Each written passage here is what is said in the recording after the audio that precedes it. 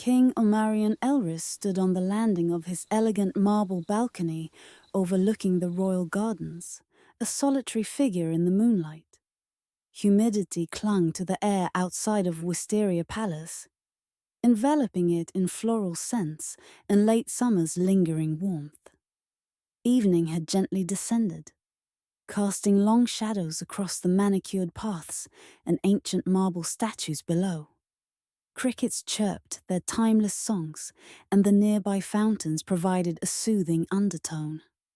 Despite the night's event, he pictured himself peacefully here, though he knew the tranquility would not last. Behind him, the palace bustled with vibrant activity. The halls echoed with the laughter and chatter of nobles eagerly awaiting Omarion's announcement. His engagement to Princess Seraphina of Everlis. Courtiers exchanged speculative whispers behind their fans and goblets of wine, praising the diplomatic intelligence of the match that promised to uphold the stability and prosperity of Faywood. Omarion frowned, immersing deeper in thought. His grievance was not with Seraphina, herself a mere stranger, innocent of any wrongdoing, but rather with the arrangement that sealed his destiny before he was old enough to understand its cost. He had been little more than a boy, seated dutifully beside his father, King Omarion, listening absently as the elders decided futures he could scarcely comprehend. Back then, Seraphina of Everlis had just been a whispered name among the courtiers of a promise crafted and bound by tradition. His father had declared the match a union against uncertainty and had held high hopes for his son and kingdom. Eager to please, he had not questioned the match until his father's recent death had forced him to take the crown, and in turn, the betrothal in earnest. His council advised that the marriage would strengthen alliances and benefit the kingdom's morale. And so it was that, due to duty, tradition, and legacy, King Omarion resigned his future underneath the fate of the stars. With a quiet sigh, he traced the balcony's ornate railing, feeling the ancient runes of prayers to stir beneath his touch. He wondered if previous generations of kings had shared in his silent burdens. Did they, too, feel dread at their destiny, forced to sacrifice pieces of their hearts for the kingdom's greater good? Had they gazed upward, searching to the stars for answers that never came? His eyes lolled back to the garden, while his thoughts drifted to Seraphina, her name heavy on his tongue.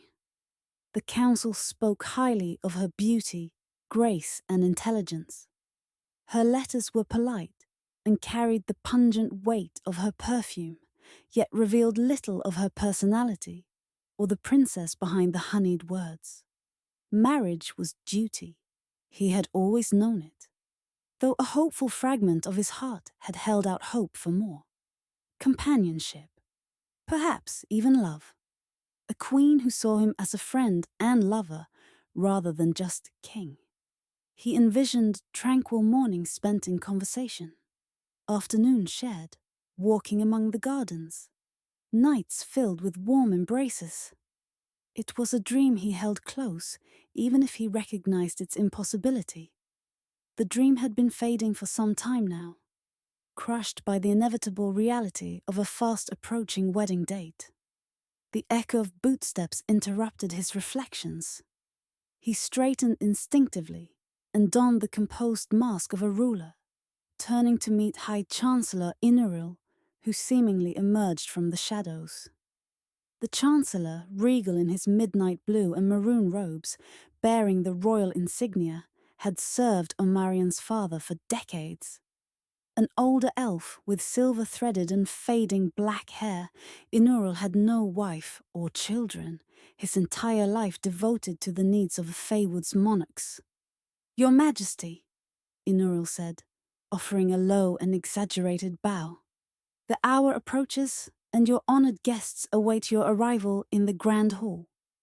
Omarion feigned a smile. So eager to see their king bound, are they now, Chancellor? Inural shared a faint grin of his own. Eager to witness Faywood's strength, your majesty. Only good things can come from this alliance, blessed it has been by Styr himself. Tonight, we assure Faywood that it is still indeed in good hands, noble hands, and that, despite your beloved father's passing, there is a future to look forward to. Yes, Faywood's future, Omarion said absently.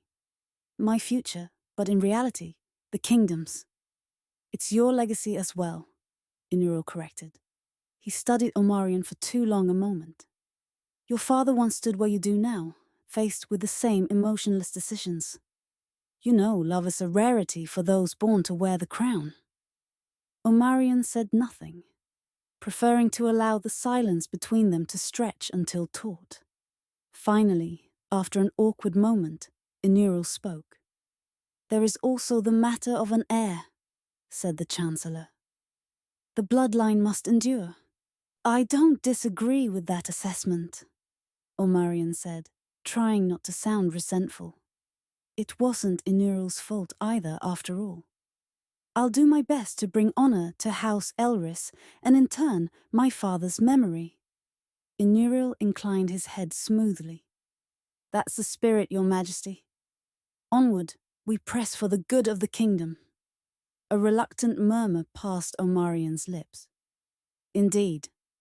And with that he straightened, royal duty settling heavily on his shoulders once more. Very well, Inural. Inform my guests that I will be joining them in the Grand Hall shortly. As you command. Inural bowed deeply once again, vanishing back to the shadows from whence he came. Omarion lingered a moment longer in silence, allowing the reality of the night to sink into his bones. He could do this, and he would. Then, drawing a resolute breath, he tore away from the tranquil gardens and strode into the palace's lavish embrace. His destiny awaiting him, shaped not by the yearning of his heart, but by the relentless hand of legacy.